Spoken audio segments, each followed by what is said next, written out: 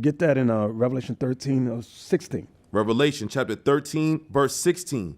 And he causeth all, both small and great, rich and poor, free and bond, Meaning everybody. to receive a mark in their right The hand. mark that you're going to support is sin. They're going to make the Bible illegal.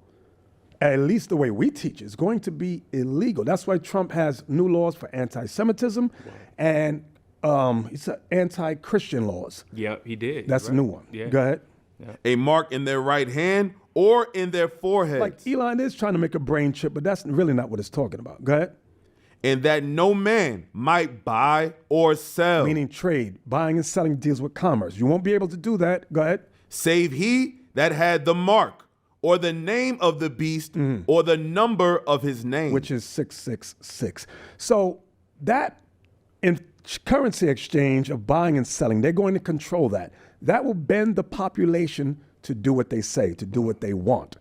Make the Bible illegal. If you don't condemn this book, like during the time of Rome, in order to buy and sell, I believe it was during the time of Claudius, they had a coin where they had to confess that Caesar was God. And if you did not do it, you could not buy and sell. So this isn't the first time. We read that and go, oh, this is the first time it ever happened. No, that has happened several times before, even in the book of Daniel.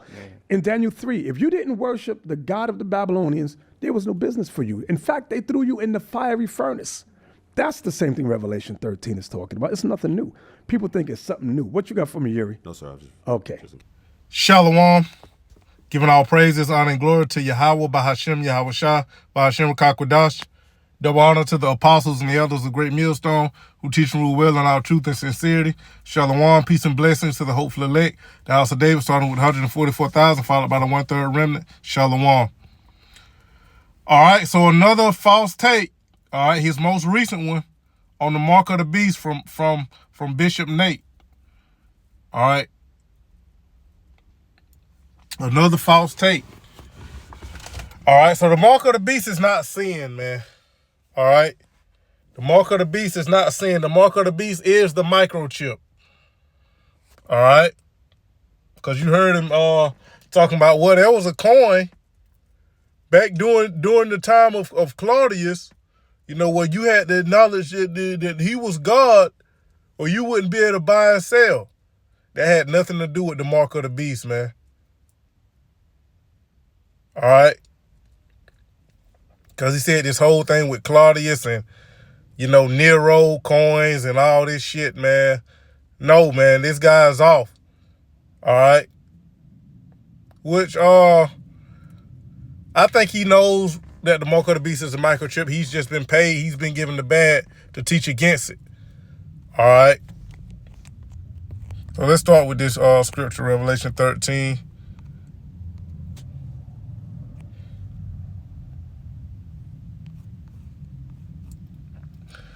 Revelation 13 and 16. And he causeth all, both small and great, rich and poor, free and bond, to receive a mark in their right hand or in their foreheads, and that no man might buy or sell, save he that had the mark or the name of the beast or the number of his name. And this has nothing to do with what happened in the Babylonian Empire with our forefather Daniel, you know, and with our forefathers, the three holy children, man.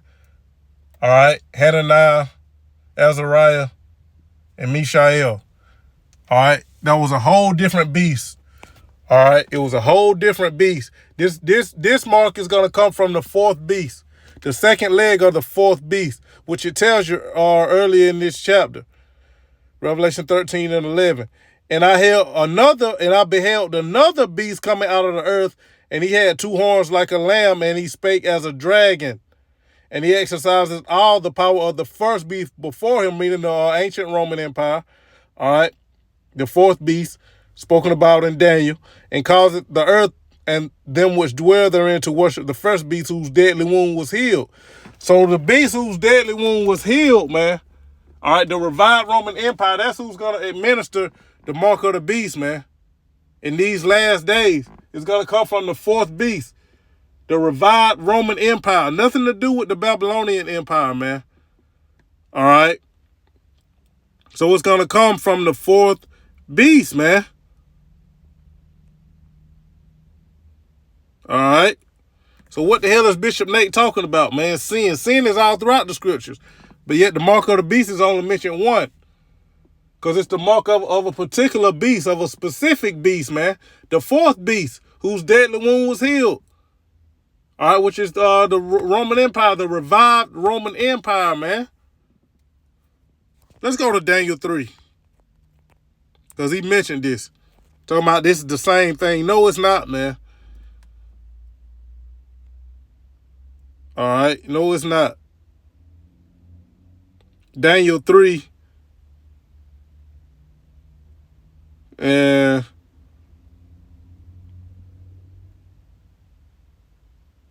I'll start at the top. Daniel 3:1. Nebuchadnezzar, the king, made an image of gold whose height was 60 cubits and the breadth thereof 6 cubits. He had set it up in the plain of Dura in the province of Babylon. Then Nebuchadnezzar, the king, sent to gather together the princes, the governors and captains, and the judges, and the treasurers, the counselors, the sheriffs, and all the rulers of the provinces to come to the dedication of the image which Nebuchadnezzar the king had set up.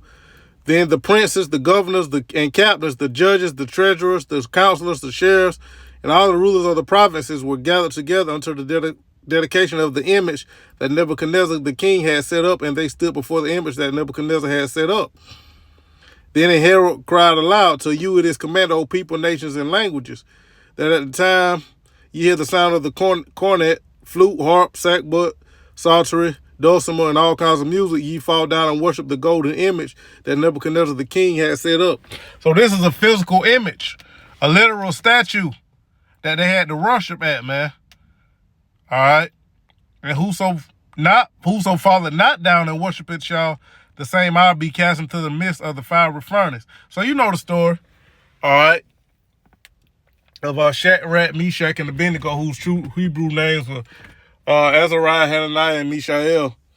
All right. So this was a physical, literal image that they had to worship, man. So if the mark of the beast is sin, what's the image that we're going to have to worship in these last days?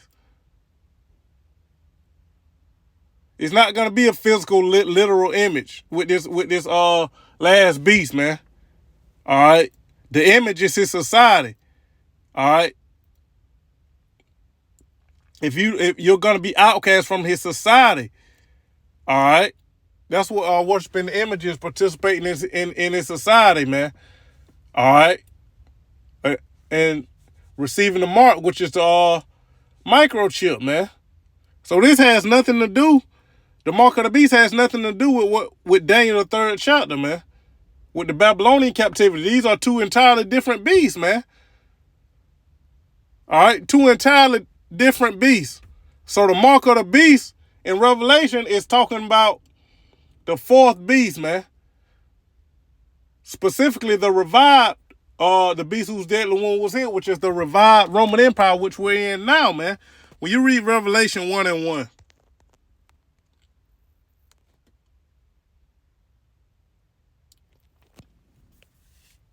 Come on.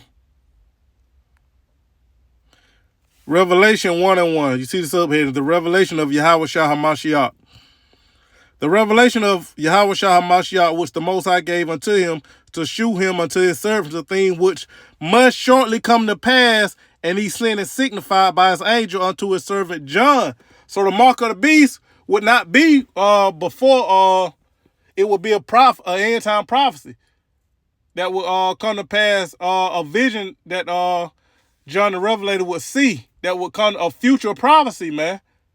All right, so Nero had already died, was gone when John the Revelator saw these, when the Yahweh Shem Shai gave John these visions, man. So that's a cold cut right there, man, to the so-called bishop.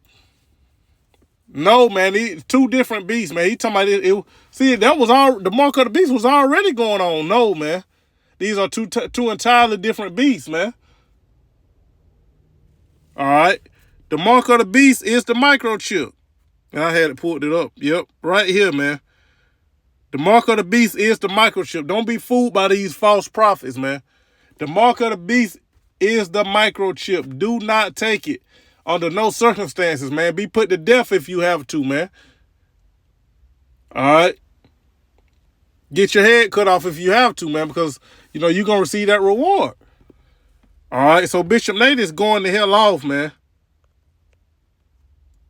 The mark of the beast is the microchip. So I just wanted to go into that briefly, man. I ain't going to, you know, beat a dead horse because, we do lessons on this, you know, plenty of lessons, man.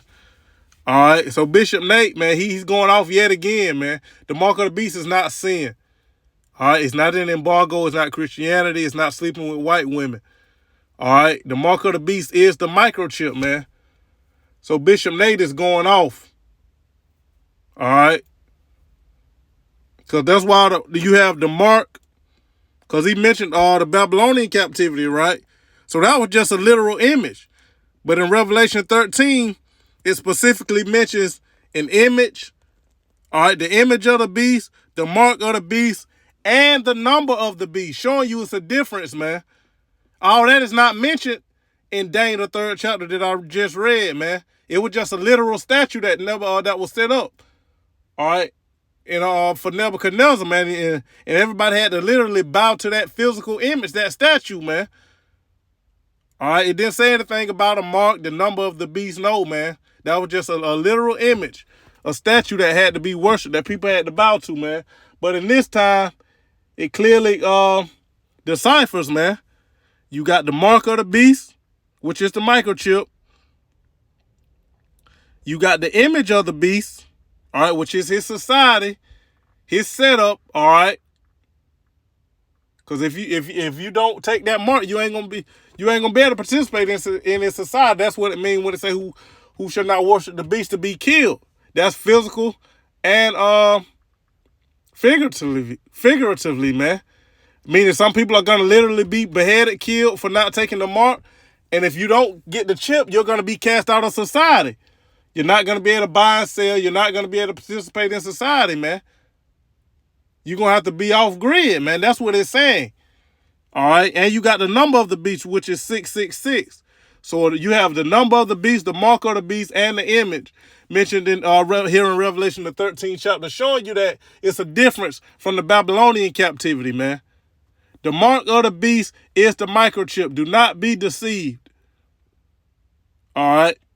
So I just wanted to go into that briefly, man, because we've done countless lessons on this, and we're going to keep doing it. And that's what's going to, that's why these Israelites are going to scramble, man. When this microchip is made mandatory and punishable by death, these people going to bug out, man, because they bucking up against it. So, and they going to take it, man. Because you got guys like Bishop Nate telling them that it's not the microchip, man. All right.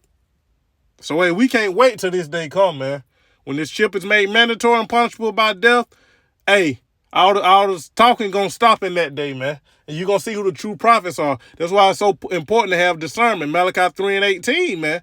Because you got false prophets out there like Bishop Nate, man. Leading our people to the slaughter. So the mark of the beast is not sin. The mark of the beast is the microchip. Do not take it. I pray that this has been edifying to the elect through the spirit and power of Yahweh B'Shem Yahushua. I want to give all praises, honor, and glory to Yahweh B'Shem Yahushua B'Shem Rakakwadash. Double honor to the apostles and the elders of Great Millstone who teach them with will and all truth and sincerity. Shalom, peace and blessings to the hopeful elect. The house of David started with 144,000, followed by the 1/3 remnant. A Ball, Shalom.